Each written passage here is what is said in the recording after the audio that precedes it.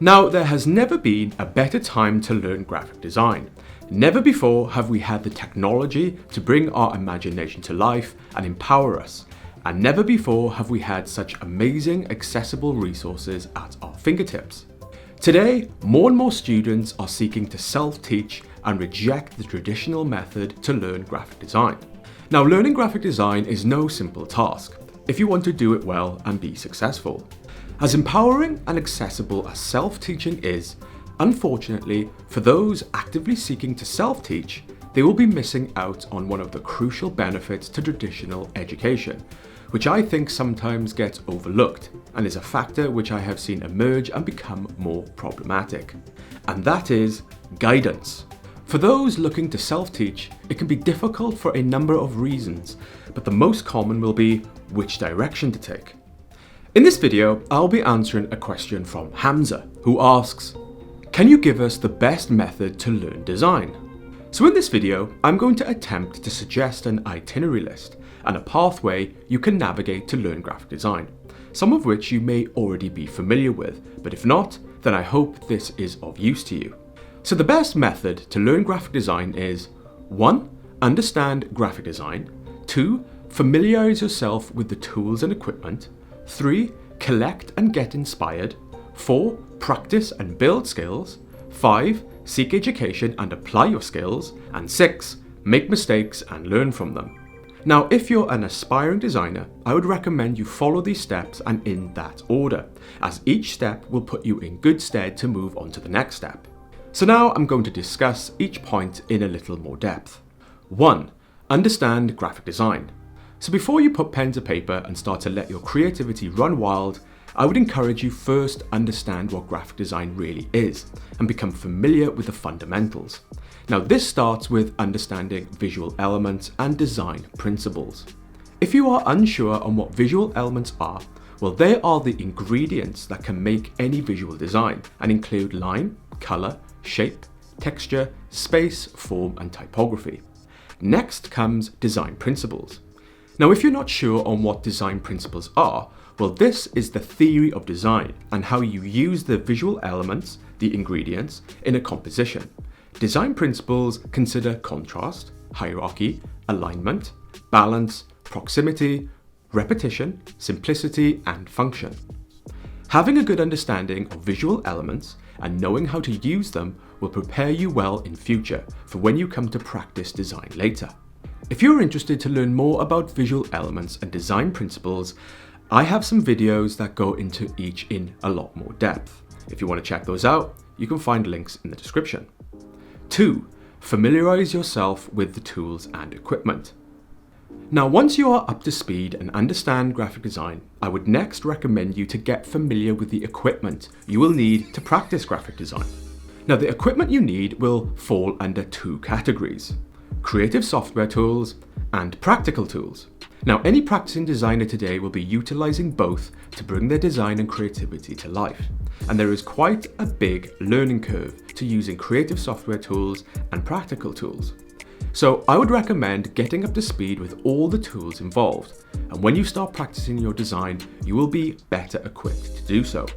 If you're interested to learn more about the type of graphic design equipment you will need, I do have a video on this that goes into a lot more depth. Again, links are in the description. 3. Collect and get inspired. Now, once you're familiar with graphic design and the equipment, if you still think it's right for you, then next I would recommend you start to collect and get inspired. To start, you can build yourself a digital and print scrapbook. If you find a piece of design you like, a cool piece of typography, a leaflet, a flyer, or even a poster, try and get hold of it and keep it in a folder. If you find a cool image on the internet, save it on your computer in a dedicated scrapbook folder. I have loads of saved material I have gathered over years for inspiration. And creating boards on Pinterest is another good option for scrapbooking digitally. Now, if you cannot take the design example away with you, take a photo. Use your smartphone to document your findings. I always take pictures of cool and interesting things I like when I'm out and about, which I can come back to later. The idea here is to collect what inspires you or what you think works well with the aim to learn from what others have done before you. This will help feed your subconscious and fuel your imagination. Now, you will not only see cool things, but you will also think cool things. Keep a sketch pad on you at all times. Great ideas can hit you anytime. Be ready to capture these. You never know where a quick idea may lead. Another good hobby for a designer is to collect creative books. Now, I would recommend that they are not just about design. Also try books on photography, science, technology, illustration, fine art, web design, typography, and so on. The idea here is creative variety. Try and build your own creative collection. Surround yourself with it, as it can all be a great source of inspiration to get your creative juices flowing and improve your design theory and technical knowledge. 4. Practice and build skills. So at this point, you should really be getting into it and ready to start having a go and practicing, with the aim to build and develop skills. For this, I would recommend you practice your drawing, your design, and your software skills. Now, drawing is the fundamental skill in any creative career. Drawing is the basic skill of expression and communication. Drawing is the essence of design. If you can bring your thoughts and ideas from your mind and project them onto paper, you can start to practice the design process. Now, keep in mind not to be too hard on yourself here. You don't have to be amazingly skilled unless you want to become a professional illustrator. Just be sure to work on your drafting skills so you can get good at sketching your ideas out on paper. Drawing is something you can be practicing all the time. I have been practicing graphic design now for over 10 years, and I still try and draw as much as I can. So once you're consciously learning from creativity, you're observing, you're reading creative books, you're collecting things you like, you're seeking inspiration, and you're practicing your drawing, it's time to put what you have learned into practice and have a go at a small design challenge. Now, if you're a complete beginner to design, I recommend you start with a very simple and fun exercise to get you started. For example, pick a local business on the high street, or even make one up. 1. Design or redesign a logo for that business. 2. Define some colors, a choice of typefaces, and create a theme, a brand to go with your logo. 3. Take the brand and design a poster to promote the business and include the logo. 4. Take the poster design, which should include your brand elements, and think of how it could work digitally, as a website or perhaps in social media posts or banners. Often, in graphic design, there is a challenge to create design for both print and digital. So, 4 things there. Now, whatever your brief, before you even think about creating on the computer, first do your research, seek your inspiration, and sketch your ideas out on paper first. At the start, don't focus on just one idea. Sketch as many various compositions as you can, and only move onto the computer once you have at least 3 or 4 good ideas. Next, I recommend you practice your software skills. So once you have sketched out your design and you know roughly what you want to do, you can start to practice using software tools to bring your design to life. Now, today you have a lot of creative software tools on offer. Learning these software tools can take a while, so take your time and enjoy it. Stick with it and soon you'll get the hang of it.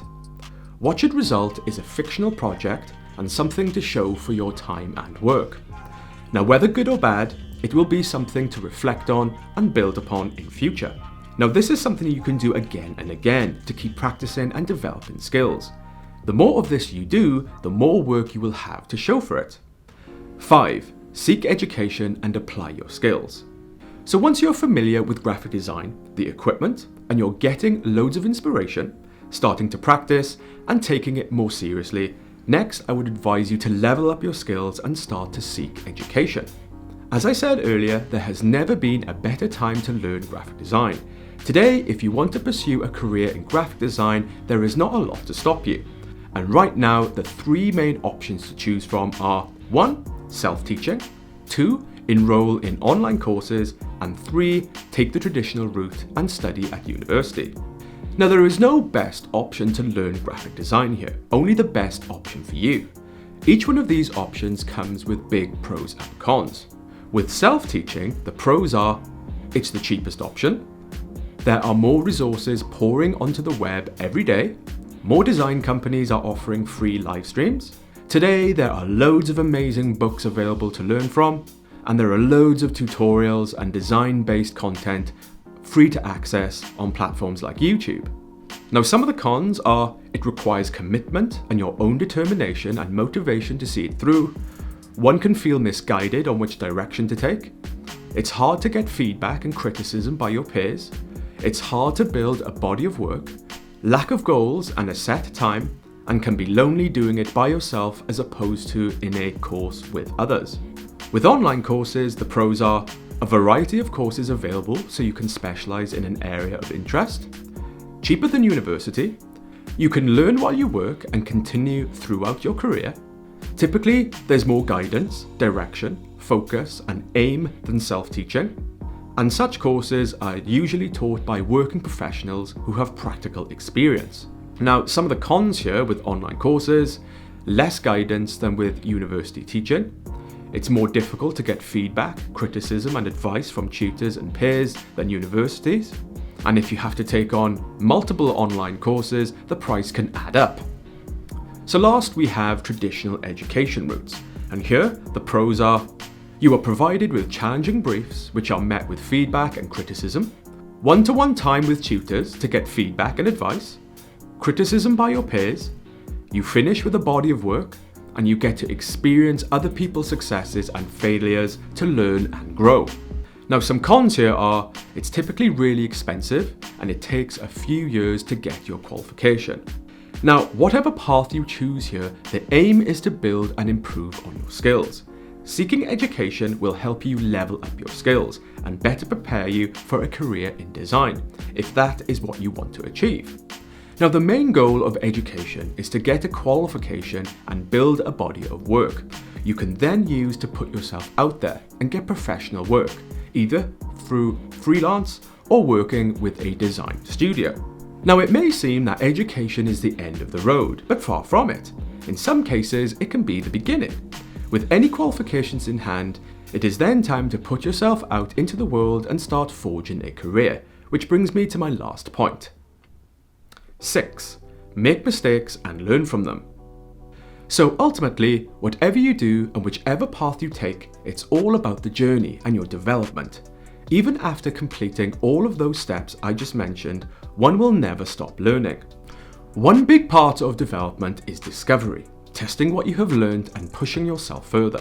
And one part of that is making mistakes. I have been a designer now for almost 13 years, and I still make mistakes, and that's a good thing, because if you make mistakes, then it shows you are trying. The problem isn't making mistakes. The problem is not learning from your mistakes. The more mistakes you make, the more you will learn and improve in future. Sometimes I look back on the work I did years ago and I wonder what I was doing. But in reality, I was in a different place back then. Today, I have done so much and learned a lot that now I am better equipped to build upon my earlier work. In the future, I'm sure I'll make more mistakes. But I know because I have a good attitude, I'll learn from them and improve further in future. So don't be afraid to make mistakes. So to answer the original question, I'd say the best method to learn graphic design really depends on your circumstances and what is best for you. There is no right or wrong way, just the way that works for you. So what are your thoughts? Do you agree with my answer? And do you have anything else to add for those wanting to learn more?